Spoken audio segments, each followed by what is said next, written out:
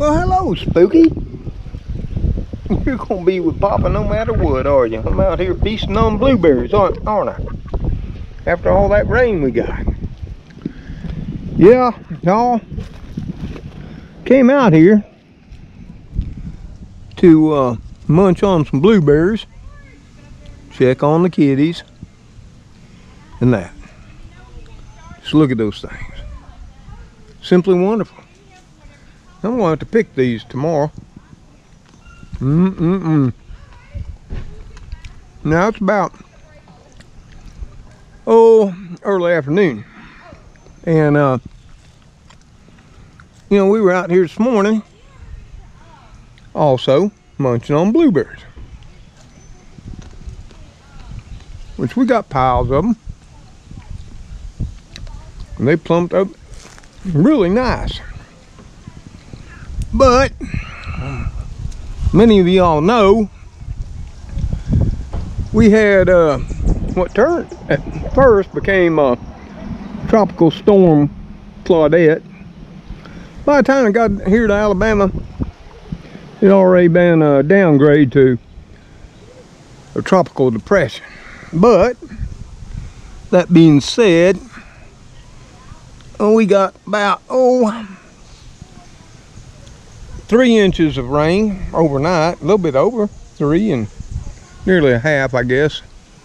Didn't pay much attention to that rain gauge and that. But it brought to mind something that I've been keeping an eye on, you know, and looking into. Because it's been a major issue on a lot of social media channels as well as mainstream media. Oh, these blueberries are so tasty, you just can't believe it. Now, if you're not growing them as an edible landscape in your yard, shame on you. So y'all, what am I out here thinking about and talking about today? Well, as I'm munching on blueberries in the early afternoon for a second time today, as I do a lot, been thinking a lot about the current situation in the U.S.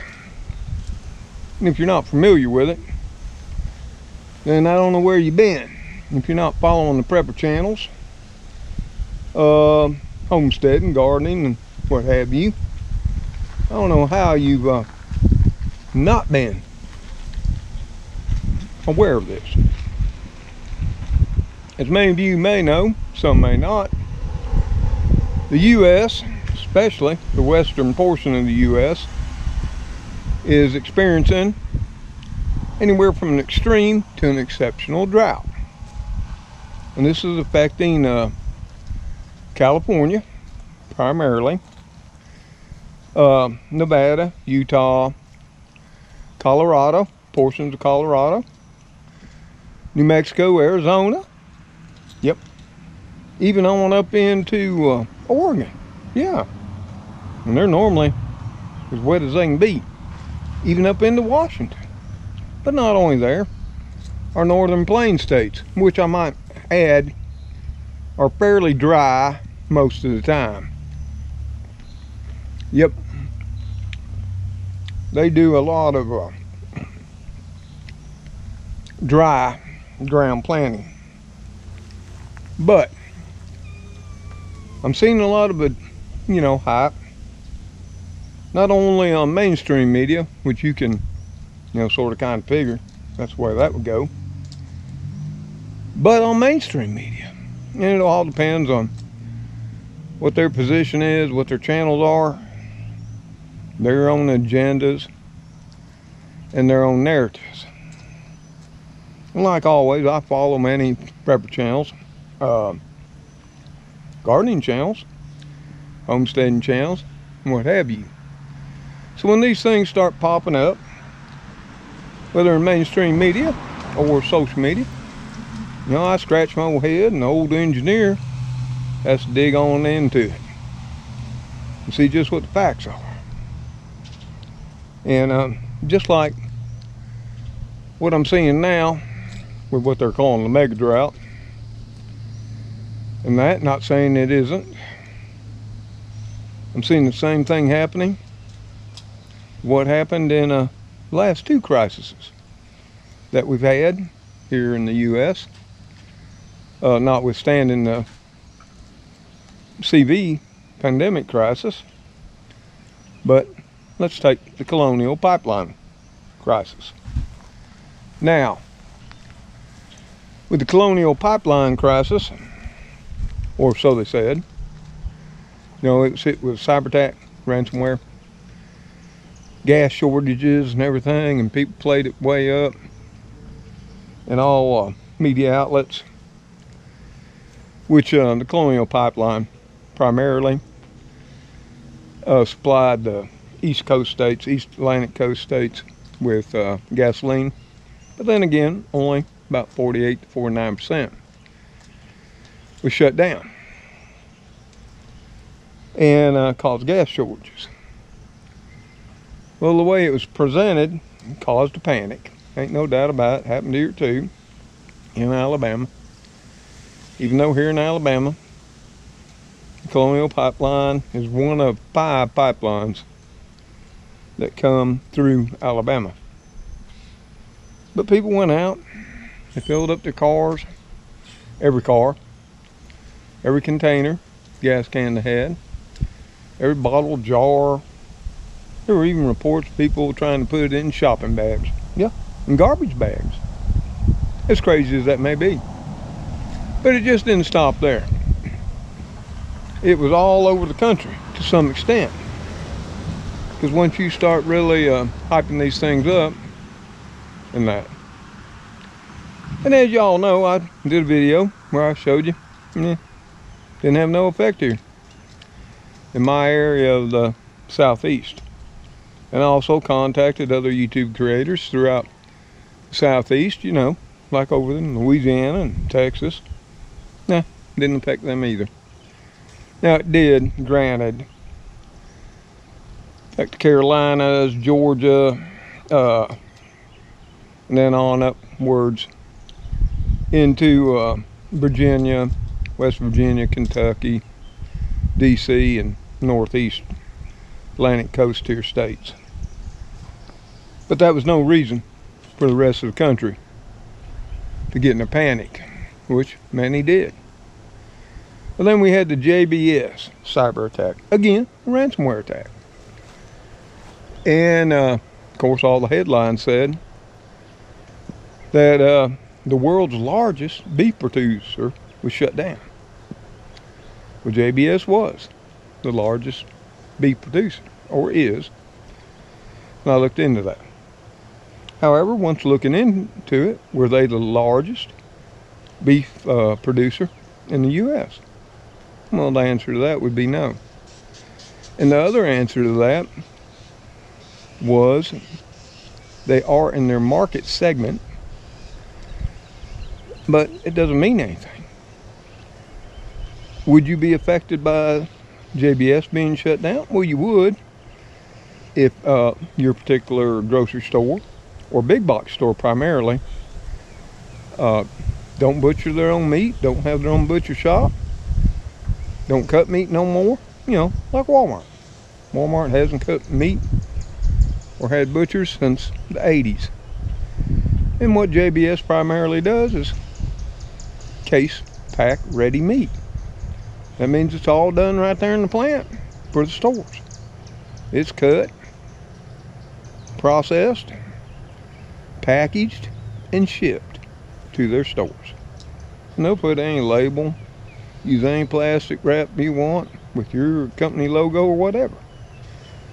But they only produce 19%, depending on who you looked at, what source, to about 21% of the beef for the U.S. market. Now here, you know, in Alabama, it had no effect whatsoever. But here again, because of all the hype the way it was presented, even here in Alabama, people were going out and buying all they could afford.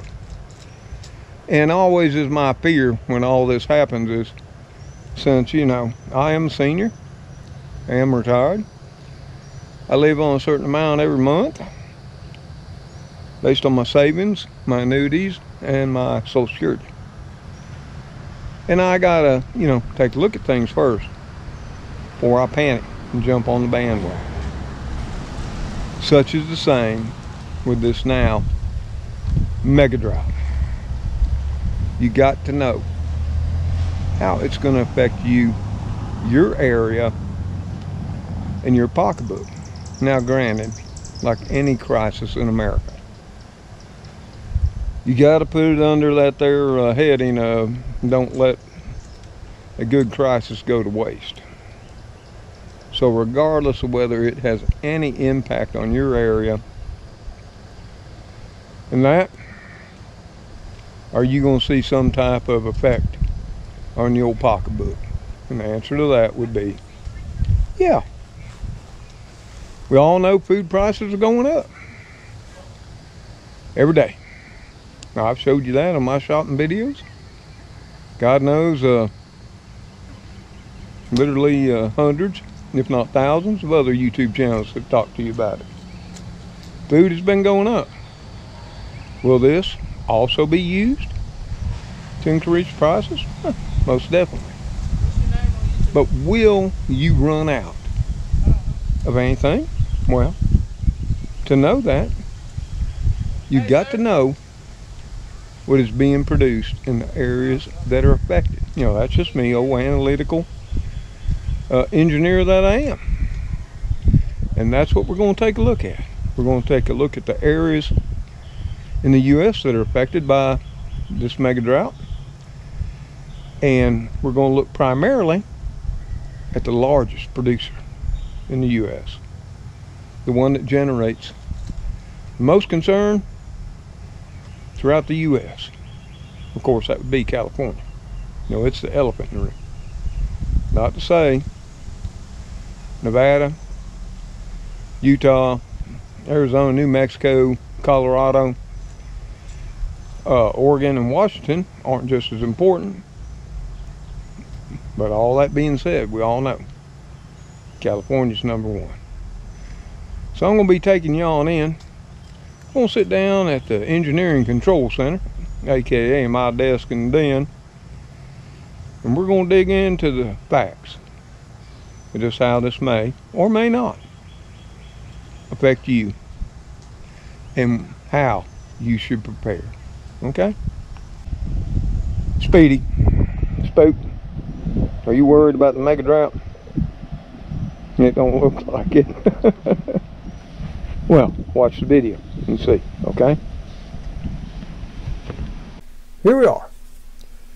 In the old country engineers, engineering command center. And what you're looking at is a U.S. drought monitor map for the continental 48 states. And I mean, it's quite apparent what you're seeing.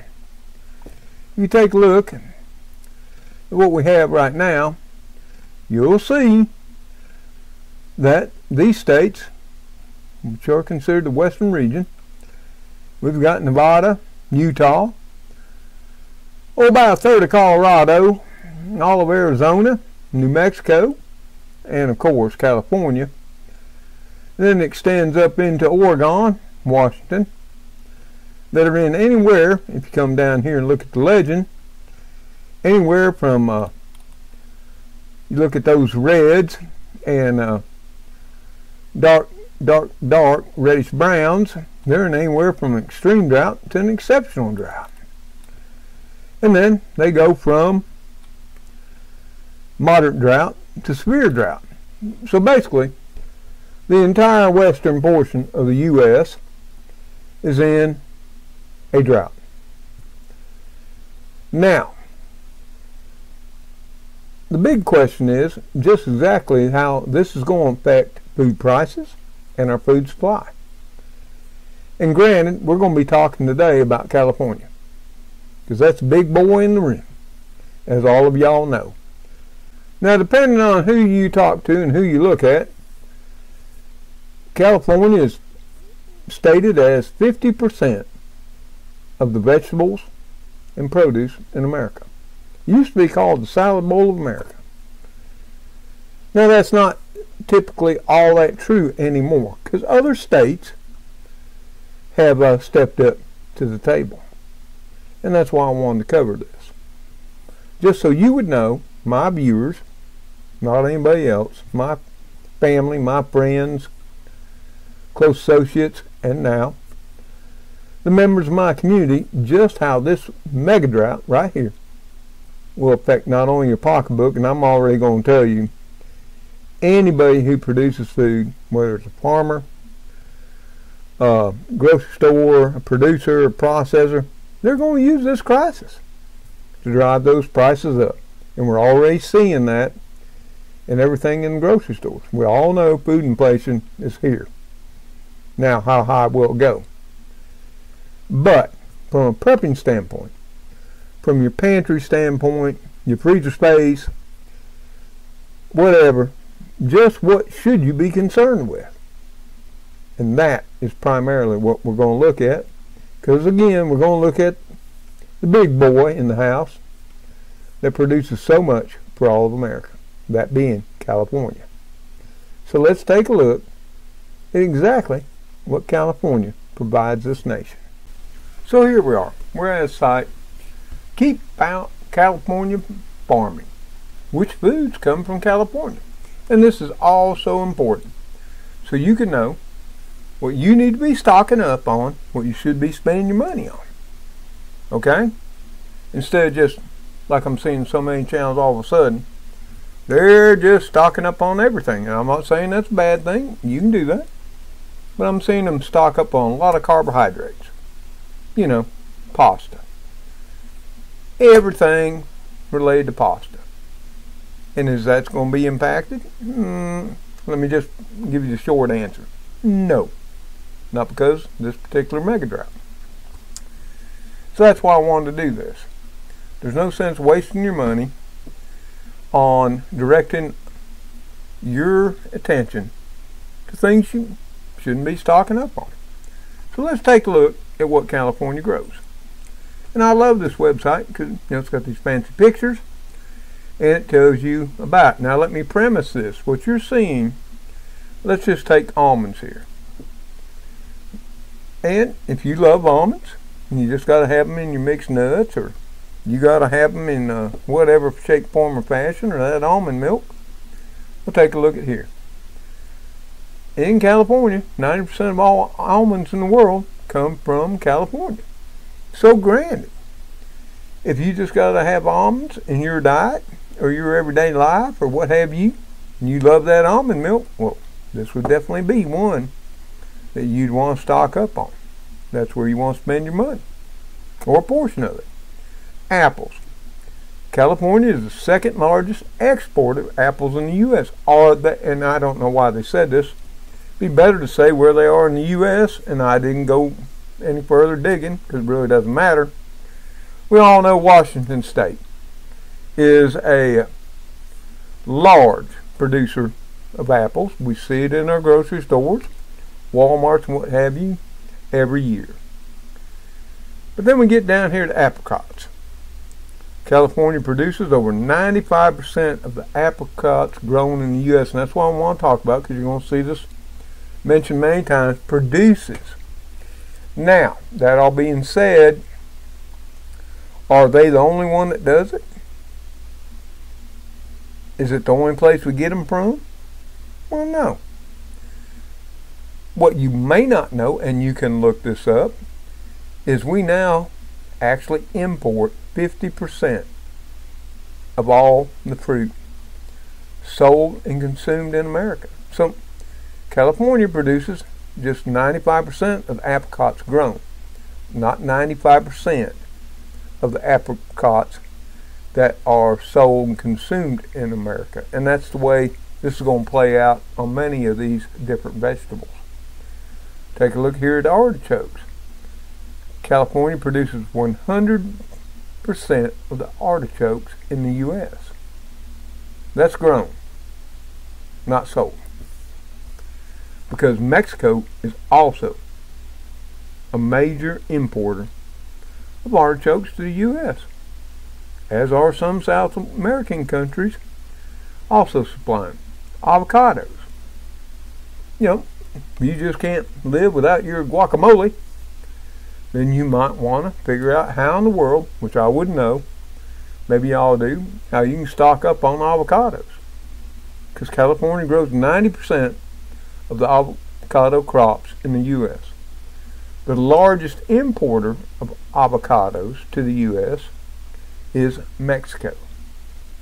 And here again, there's much smaller importers to the U.S. in Central America and South America. Broccoli, California produces 90% of broccoli in the U.S. When you see produces, and that's why they say this, it's not 90% of the total supply that is sold and available to consumers. It's 90% of what is grown. I just keep having to say that so you understand this and don't panic. Cantaloupe. California produces about 75% of all the cantaloupes grown in the nation. The other 25% may surprise you, or a good portion of it is Florida, as well as southern Georgia, southern Alabama, Mississippi, and states of that nature, especially for farmers markets and local markets. California is the carrot capital, producing about 80% of the nation's crop, 20% of which is produced in other areas of the U.S. and that. But let me say something here. I want to back up, just so we know this. I'm an old folk. I know many of y'all are. Is my life going to be impacted? Am I going to die and can't exist if I don't have almonds? No. We all know back in the day when you bought mixed nuts and that, almonds were slim. Then over the years, now when you buy mixed nuts, instead of them being full of peanuts, tend to be full of almonds. Now apples, those are something we got, primarily in the fall and the holidays. One of which I can remember was Christmas. Artichokes. Nah, I've never missed an artichoke. Yep, they're tasty. Much too much work. Avocados, I'm one of those people that's just not a big fan of guacamole. My wife was, I'm not. So if I can't get an avocado to make my guac, that rare occasion that I actually try to do it, it ain't no big problem. Broccoli, I'm used to that being available when we used to grow it. Or it was in season and fairly cheap at our local grocery stores. Cantaloupes, rather than going in the store whenever we chose to. Of course, now we expect, and youngins do, walk in, and if they're hankering for a cantaloupe, they expect it to be there. And normally they are. But for all the soap folk, we know they were only there for a certain period of time during the time they were in season. The same was true with carrots. They weren't there every time we went to buy a bag of carrots. Now cauliflower was one of the same. But if you just can't live without cauliflower, almost all the cauliflower grown in the U.S. comes from the Salinas Valley in California. Now me, I probably buy a head of cauliflower maybe once or twice a year. I know I should be eating it more. Celery, now I always am buying celery. It's in a lot of the recipes I use and that. But there was a time in my life growing up where if we weren't growing it and it wasn't in season too, we didn't have it. But now, here again, you expect to walk into any grocery store, any big box store, pick you up some fresh celery. And California produces 95% of the celery grown in the U.S. And here again, the biggest importer into the U.S. is Mexico. Now this is one you might not know. You know, especially with the way the news hypes up California, you know, they grow everything, all the vegetables. Now, they used to say they used to grow 50%. Now, it's figured at about 36% of the U.S. market. And the market being what is grown, what is consumed by consumers. So corn. California produces only 16% of the nation's sweet corn, ranking number 2 in the U.S. Now, I didn't dig into that any further and figure out who was number 1. But you can. Maybe you'll let me know in the comments. Now, here's another one, dates. Now, I enjoy dates on a rare occasion, mostly dried. California produces 99% of the dates in the U.S. Now, that's just something you just got to have. You can bet the price is going up, way up. Might want to throw some of them in your long-term preps. Now, pigs.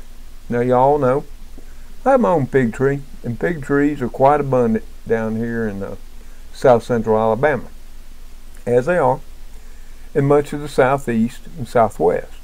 Not saying they're not up through the eastern seaboard in other areas.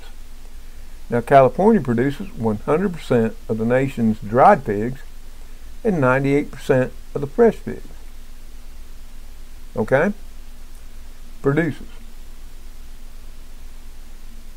Now, they don't say grown, they say produces, so I'm unsure whether it's 100% of the market or 98%. I just don't know. But I'm just saying, if pigs, which I do like those dehydrated pigs, I won't lie to you, also like fresh pigs, then this is something else you might want to consider stocking up on. Garlic. Now, this is undeniable. California is the largest producer of commercial garlic in the U.S., and you see it in every last grocery store, big box store, or whatever. Spice World. The Spice World grows in California as well. They're everywhere.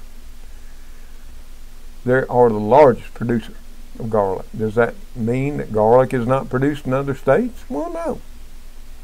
Here in the southeast, it's commercially grown in, I know, Mississippi, I think Texas, Alabama for sure.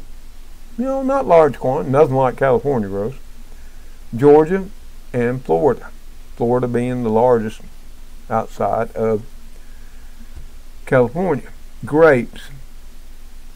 Napa Valley alone has the world's highest concentration of wineries, over 200 count, and that's something to be said. Now, grapes, the vast majority of grapes now grown in California are for wine. Secondly, what they produce is for fresh eating.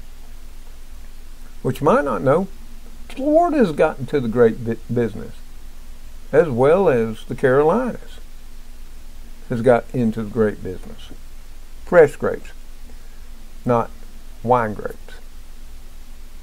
But like I'm saying all through this, as you look at these different crops, if these things mean a lot to you, this is what you need to be thinking about spending your money and putting in some form, shape, or size in your pantries. Kiwi fruit. California produces around 98% of all the kiwi fruit grown in the U.S. Another big state on the kiwi fruit front is, of course, Florida. Now, my daughter loves kiwi fruit. Son could take it or leave it. Me, over the course of my lifetime, I enjoy it, but here again, it becomes a special thing. It's not something that I can't live without. As far as I know, I'm not sure how you put that up for long-term storage. We'll take lemons here. California is the largest supplier of lemons in the U.S., producing over 92%. Now, most of y'all watch my cooking videos. I don't think I've ever used a fresh lemon because in all honesty, during the 50s, 60s, 70s, and what have you, just wasn't something we all had in our kitchens. Now, granted, with food TV and food channels, and now social media, you know, oh my God, they can't get the real lemon out of the fridge like we are all used to doing. I know my great-grand, my grandmother, my mother, and me, because lemons wasn't something we could grow lemons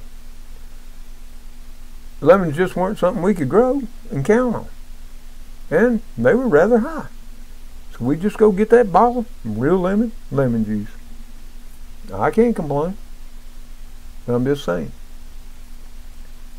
Lettuce. Now here, this one is no doubt, if lettuce is something you need to survive, whether it be head lettuce or leaf lettuce, California, here again, goes back to older times when they were called the salad bowl of America. Now, lettuce, over 90% of lettuce sold in the U.S. is grown in California. Now, that's a fact. Now, see, that's sold. So that tells you 90% of the supply of lettuce. And that is a fact. And I enjoy lettuce. I enjoy salads. I try to eat one at least once or twice a week. Should lettuce get up there and price so stupid that it's just crazy to buy it? Could I do without it? Well, I could. Because there's been times in my life, and times when I was growing up, we didn't see lettuce unless it was coming out of the garden. So here again, if you're gardening, that's something you might want to look into. Head and leaf lettuce. Learn how to grow it. Now, as far as preserving it, good luck with that. Best way you can do is dehydrate some, but then again, it's only good for soups. Now, nectarines. I love a good nectarine, and I love them best when they come in season and are harvested here in Alabama, Georgia, and the southeast states, southwest states, and Florida. But California produces 95% of the nectarines in the U.S. That doesn't mean we don't grow them here in Alabama, because we do. Not too far from me, about 30 miles, up in Clanton, Alabama. Oh boy, they grow Paso peaches and nectarines. Olives. I enjoy olives. You've seen me with the black olives. I love them to death. I'm also a big fan of green olives. Now, California is responsible for 99% of all olive oil produced in the U.S. That's olive oil. Are they the biggest producer of fresh olives? The green ones, pimento stuff, like we all enjoy and all are used to. Or the black? Well, didn't dig into that so deep. But here again, that's in the U.S. We import a lot of olive oil. From, places like Italy, Sicily, Spain, and what have you. Don't mean, the prices won't go way up. So if olive oil is essential to your culinary cooking practices, I would suggest you might want to stock up on some and put them in a dark corner somewhere. Light is the enemy of oil. Now, oranges, they don't have much to say, other than the fact they produce them, but I'm going to tell you straight out, Florida is still hanging on to the #1 producer of juice oranges as well as fresh oranges for eating. Peaches. This one sort of kind of shocked me some. California produces 65% of the total U.S. crop of peaches. There was a time that Georgia was a big player in that, and they still are. Georgia peach. You go over to Georgia, you see water towers, everything made into peaches. Clanton, Alabama's got a peach water tower. You can go down I-65 and see it beside the interstate. But peaches. So, will canned peaches be affected? Is that something you just gotta absolutely have and can't live without? I don't know. Maybe. Might be worth stocking up on some canned peaches. Pistachios. Now, I enjoy these. when I was working, I would make sure I had some on hand at all times. Now here, since I've been retired, I'm a little bit lax on that because they're pricey. And they're the second largest producer of pistachios in the world. Now I don't know who's the first, but that's saying something. And now, all that said, pistachios don't store well long term. I've never really been into pistachio ice cream. But am I going to sit out there and spend me a pile of money to store up pistachios? Probably not. Plums. 90% of all U.S. grown plums are grown in California. This one surprised me. But here again, this isn't something I can't live or die without. Now granted, I'm an old folk, like many of y'all are. We all know the value of a good dried prune. I'm just saying. And if you were going to stock up on some, dehydrated prunes would be the way to go. Or if you can get them canned. You know, if you just got to have these things. You know, to keep things moving. I'm just saying. Now here's one. Pomegranates. California produces 99% of the pomegranates in the U.S. I've tried pomegranates. I've scraped the little round things out, ate them and all that. And I know it's soup food and all that. But I never growing up had a pomegranate. No. Somehow I made it. In fact, to tell you the truth, it wouldn't be up until my mid-40s or late 40s that I really got into pomegranates, and that was mostly pomegranate juice. You know, that's soup food. Do I enjoy some pomegranates every once in a while on a blue moon now? Yep. But life will go on without pomegranates. Strawberries. California produces 80% of the nation's strawberry crop. Here again, not total market, just our crop. Florida's a big player in that. And there's other states. Again, Tennessee, Carolina, Georgia, Alabama, Mississippi, all produce some strawberries. But here again, this gets back to growing up and my life, and all of y'all my age or older remember, you just didn't walk into the store every day and pick up fresh strawberries. That just wasn't going to happen. We went to the freezer section and got them in those little rectangular cans that had a key on the side. Remember those? They're frozen. And you took the key out, run around, opened them up, dumped them in, let them thaw out. That's where we made our strawberry shortcake and everything. But that was, you know what, once, twice a year? Maybe more. You had more money. We didn't. Now, tomatoes. California is undisputedly the #1 provider of tomatoes to the U.S. But here's the thing.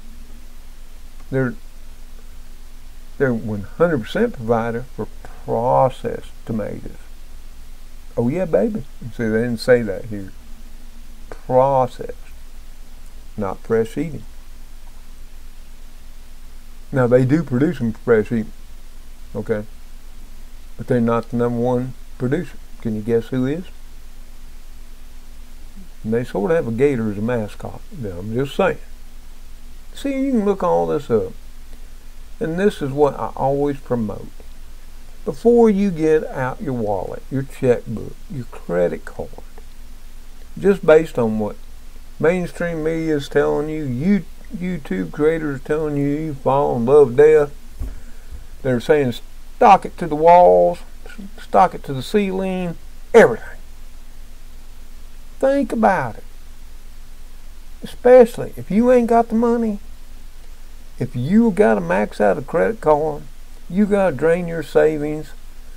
And that's why I did this video, because I'm seeing far too much hype and hysteria put to this here drought that's now affecting the western U.S. The last one here is walnuts. 99% of the walnuts produced in the U.S. come from California. Here again, 99% are produced, not of the market. And there's a lot of states that also produce walnuts for local markets that the USDA doesn't pick up on. And that, plus, we import a bunch. Back in 2019, I went through what we import into this country, and I informed you. Not going to go back and go through all that mess. But what I wanted to do today is take the biggest producer that is going to be affected by this mega drought. Because the headlines have already said their water's been cut back to only 5%. Farmers are fallowing fields. And, you know, people are going to starve. They ain't going to have nothing. That's not the case. These are the primary crops for California, food crops. California also does grain and other crops. But many of those, which are considered non-essential, farmers are already piling. You see, the mega drought didn't start in 2021. And once you start digging in this and looking back, you have to ask yourself, when has California not been in a drought? I mean, you can go all the way back to the early or the late 1900s when California, though albeit it was private businessmen, that built the first pipeline from the Colorado River to supply the Central Valley of California. That's a fact. And there's been so much more done to provide the Central Valley of California and Southern California the water they need, as well as Nevada, Utah, Arizona, New Mexico, with the water that they all need to survive.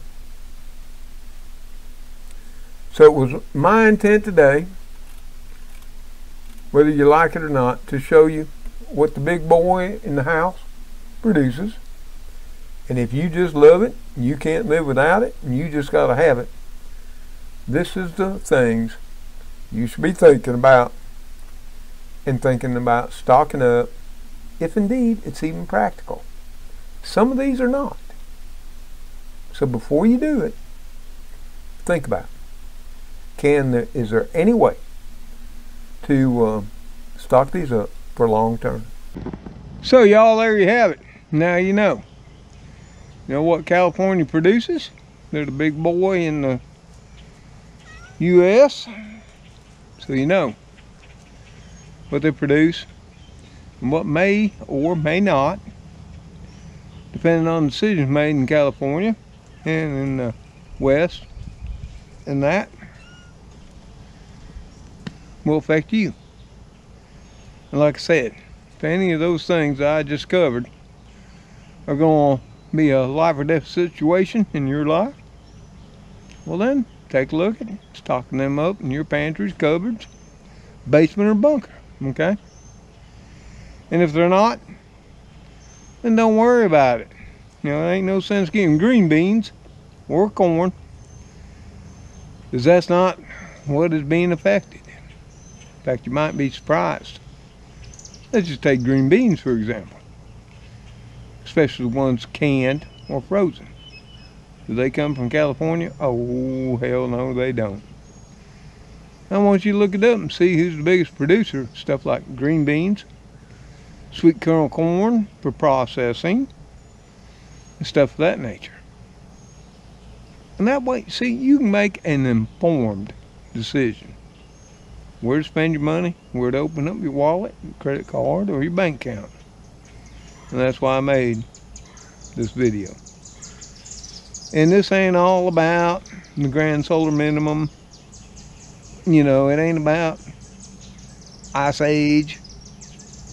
Ain't about government shutting down the food supply to control the people. That's something I'm going to talk about here just right now, because there's some crazy dude putting that all out. You can go all the way back in history. You can look at every empire, kingdom, what have you. Let's go back to feudal England. They know, and it happened, whenever the peasants couldn't eat, kings fell. Remember, what was it, Mary Antoinette said, Let them eat cake. Well, you see how that all turned out. She was put on the guillotine, got her head chopped off. You see, our government, as every government knows, there's a certain level. If you don't think they don't think of you as peasants, then you just ain't living in the real world. See, the way the governments work is, they know because they got all these people hired. Historians, psychologists, and what have you that know.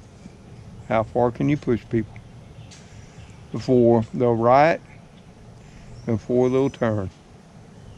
And the one thing all through history that has turned and made empires, kings, and governments fall unequivocally is food.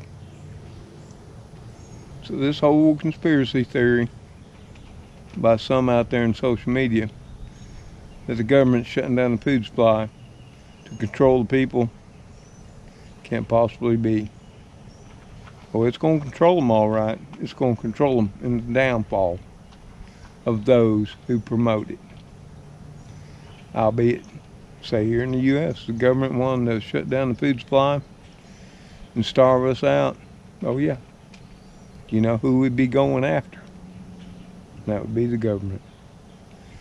So, I want to do the video so you know if any of those foods are going to disrupt your life, you can't live without them, and that's where you need to spend your money. If not, walk on by. Let it go. And live life to its fullest. So, as always, till we'll see you on the next video, and Spooky, Speedy, Gracie, Trixie, and sometimes Cleo, which was here this morning. Of course, I didn't have the camera, and she's being her old crusty self, not to socialize them with Spook and Speedy. No, granted, I ain't seen Magoo in a while or Elron. But I know they're well and happy. Got some good families taking care of them. So, y'all take care. Stay safe. Take all the precautions you feel are necessary and don't give a damn who tells you otherwise. Okay? And I know God will bless you as you bless others in your life. And if the old man never told you anything that was so important, that's a fact. As you bless others, our Father's watching. Bye for now. Speedy, you gonna be at my feet? I know y'all. You Papa's constant companion. Yep. You Papa's constant companion? You want to take a nap? You want me to sit out here with you a while instead of going ahead in the video? Okay, I can do it. Speedy, you clean up for me? I need you to. Looking a little rough there. Okay? Aren't you? Forgive me, but, we're going to have to wrestle you down a little bit later and treat that eye. Yep. And God forbid, I got to take you to the vet. See if there's anything they can do about it. But it's a beautiful day. The sun's finally broke out. Well, we got to get back in.